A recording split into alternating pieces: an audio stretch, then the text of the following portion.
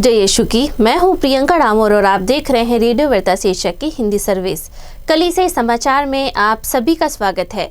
कलीसिया समाचारों में प्रमुख हैं। पोप फ्रांसिस ने कहा, कमजोर लोगों का शोषण करना एक गंभीर पाप है। युद्धग्रस्त गांवों की सहायता हेतु दक्षिणी लेबान में रुकी है धर्म बहन। पंजाब में अंतर धार्मिक सम्मेलन आयोजित किया गया। शीर्ष न्यायालय ने बुलडोजर न्याय को समाप्त करने का आदेश दिया। मणिपुर में हिंसा फिर भड़क उठी। सिग्नीस एमपी एंड सीजी क्षेत्रीय सम्मेलन ने मीडिया और संचार में एआई पर कार्यशाला आयोजित की। तथ्यान्वेषी दल ने आम की गुठली से हुई मौतों के लिए उड़ीसा प्रशासन को दोषी ठहराया। झांसी के अस्पताल में आग लगने से 10 नवजात शिशुओं की मौत। अब जानते समाचार विस्तार से। पोप फ्रांसिस ने कहा, कमजोर लोगों का शोषण करना एक गंभीर पाप है। विश्व गरीब दिवस को मनाने से पहले शनिवार 16 नवंबर को पोप फ्रांसिस ने यीशु के शिष्यों के रूप में सभी ख्रिस्तियों से गरीब और कमजोर लोगों की ओर विशेष ध्यान देने और उनका शोषण करने से बचने की हिदायत दी। पोप फ्रांसिस ने कहा, कमजोर लोगों का शोषण करना एक गंभीर पाप है, एक गंभीर पाप जो भाईचारे को नष्ट करता है और समाज को तबाह करता है। प्रतिवर्ष नवंबर के तीसरे रविवार को कैथोलिक कलीसिया विश्व गरीब दिवस मनाती है। इस वर्ष यह दिवस रविवार 17 नवंबर को मनाया गया। युद्धग्रस्त गांवों की सहायता हेतु दक्षिणी लेबान में रुकी धर्म बहन।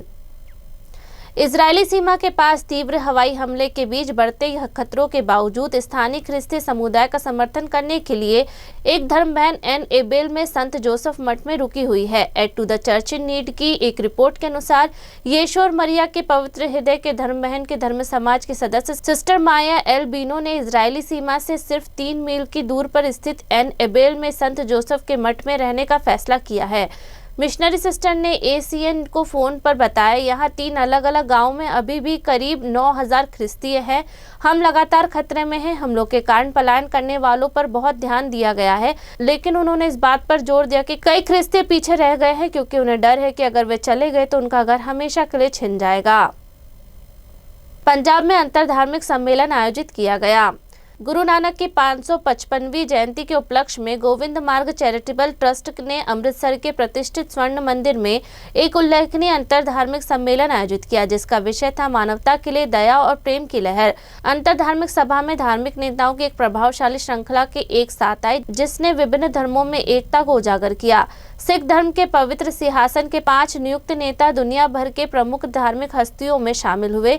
उनमें जालंधर के बिशप एग्नोल रिफिनो, उत्तरी भारत के अंतर धार्मिक संबंधों के निदेशक फादर नॉर्बर्ट हरमन भी शामिल हुए। सभी नेताओं ने सिख आध्यात्मिकता और सांप्रदायिक सद्भाव के प्रतीक स्वर्ण मंदिर में अपनी श्रद्धांजलि अर्पित की।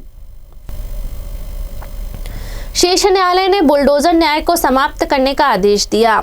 ईसाई नेताओं ने शीर्ष न्यायालय द्वारा कई हिंदू समर्थन राज्य सरकारों द्वारा अपनाई गई नीति को समाप्त करने के आदेश की प्रशंसा की है, जिसके तहत आपराधिक आरोप का सामना कर रहे अल्पसंख्यक समुदाय के सदस्यों के घरों को बिना किसी सूचना के ध्वस्त कर दिया जाता है। यह नीति, जिसे बुलडोजर न्याय के रूप में जाना जाता है, उत्तर प्रदेश के हिंदू समर्थन भारतीय जनता पार्टी के मुख्यमंत्री योगी आदित्यनाथ की दिमाग की उपज थी, जो 2017 से उत्तर प्रदेश में सत्ता में है।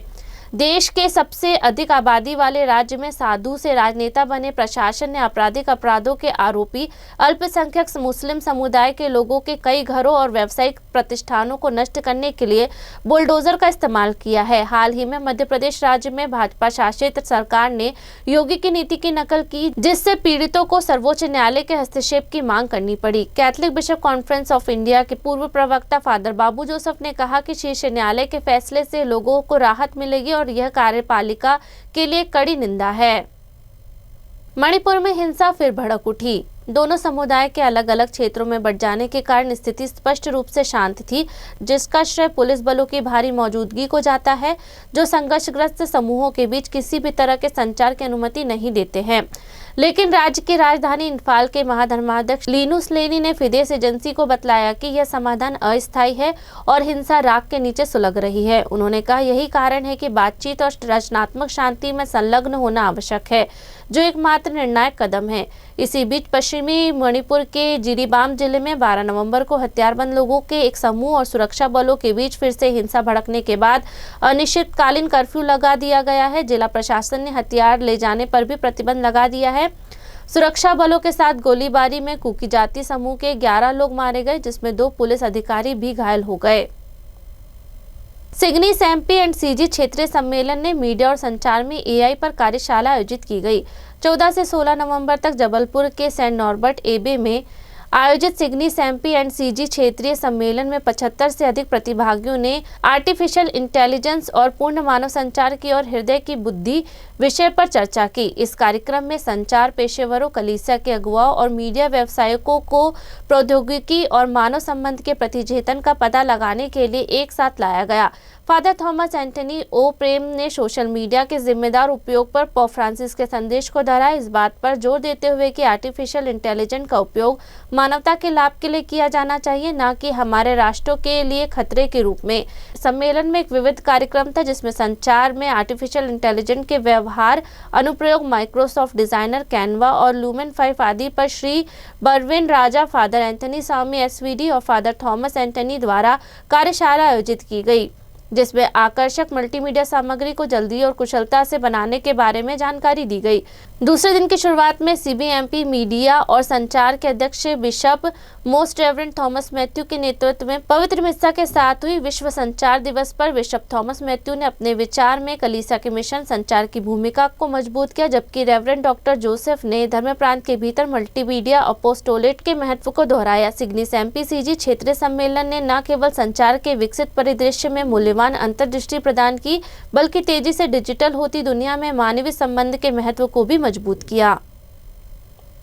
तथ्यान्वेषी दल ने आम की गुठली से हुई मौतों के लिए उड़ीसा प्रशासन को दोषी ठहराया। उड़ीसा के गांव में खाद्य विषाक्तता से हुई मौतों की जांच करने वाली 4 सदस्यीय टीम ने अन्य कारणों के अलावा पूर्वी भारतीय राज्य की लापरवाही सार्वजनिक वितरण प्रणाली को भी दोषी ठहराया है। उड़ीसा खाद्य अधिकारी अभियान द्वारा गठित और मानव अधिकारों पर नागरिक समाज मंच द्वारा समर्थित टीम ने 13 नवंबर को एक प्रेस विज्ञप्ति में कहा, मंडीपाका गांव के परिवारों को 3 महीने से राशन नहीं मिला है। कंधमाल जिले के एक गांव मंडीपाका में 31 अक्टूबर को फंगस से संक्रमित आम की गुठली खाने से 2 महिलाओं की मौत हो गई। लगातार उल्टी और दस्त की शिकायत के बाद 6 अन्य महिलाओं को अस्पताल में भर्ती कराया गया। इस गांव में कोद जनजाति और दलित रहते हैं, जिनमें से अधिकांश ईसाई है। राज्य में राजनीतिक दलों के बीच आरोप प्रत्यारोप के दौर के बीच 8 नवंबर को टीम ने गाँव का दौरा किया। कंधमाल जिले में काम करने वाले एक जमीनी स्तर के एनजीओ जागृति ने उनका समर्थन किया।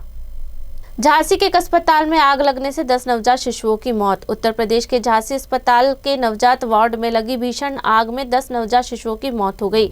रानी लक्ष्मीबाई मेडिकल कॉलेज में बच्चों की जलने और दम घुटने से मौत हो गई। यह घटना 15 नवंबर को रात करीब 10:30 बजे हुई। घटना के समय कुल 54 बच्चे भर्ती थे और 44 बच्चों को बचाया जा सका। उत्तर प्रदेश के उप मुख्यमंत्री और चिकित्सा शिक्षा मंत्री ब्रजेश पाठक ने कहा, 10 पीड़ितों में से 7 की पहचान कर ली गई है। मेडिकल कॉलेज के बाहर से आए दृश्यों में पुलिस कर्मियों द्वारा बचाव और राहत कार्यों में मदद किए जाने के दौरान घबराए हुए मरीज और उनके तामीरदार दिखाई दे रहे हैं। प्रभावित वार्ड के अंदर कई जले हुए चिकित्सा उपकरण देखे गए। घटना की जांच के लिए झांसी संभागीय आयुक्त के अधीन एक समिति बनाई गई है। इसी के साथ कलीसिया समाचार समाप्त हुए। अगली बार फिर मुलाकात होगी नई खबरों के साथ। नमस्कार। रेडियो वेरितास एशिया आपके लिए लेकर आए हैं आरवीए मोबाइल ऐप। आरवीए मोबाइल ऐप पर हमारे विभिन्न प्रकार के कार्यक्रमों का लाभ लें, हमसे जुड़े और एशियाई ईसाईयत की आवाज का हिस्सा बने। आज ही ऐप स्टोर एवं प्ले स्टोर से आरवीए मोबाइल ऐप डाउनलोड करें।